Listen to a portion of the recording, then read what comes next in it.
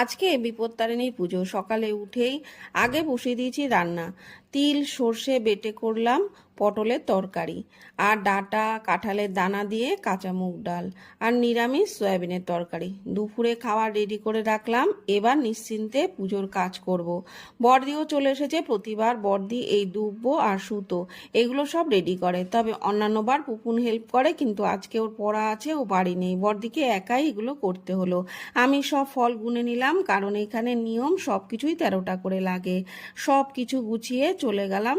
পুজো হচ্ছে আমাদের বাড়ির ঠিক উল্টো দিকে, এই দিদিদের বাড়িতে। প্রতিবার আমরা এখানেই পুজো দিই। আর পুজো শেষে সংসারী মানুষের মায়ের কাছে স্বামী সন্তানের মঙ্গল কামনা, সে যেন সমস্ত বিপদ থেকে আমাদের রক্ষা করেন। এরপর ঠাকুরমশাই সকলের হাতে সুতো বেঁধে দিলেন। চললো একে অপরজনকে সিঁদুর পরানো। শেষে প্রসাদ নিয়ে বাড়িতে। Thanks for watching.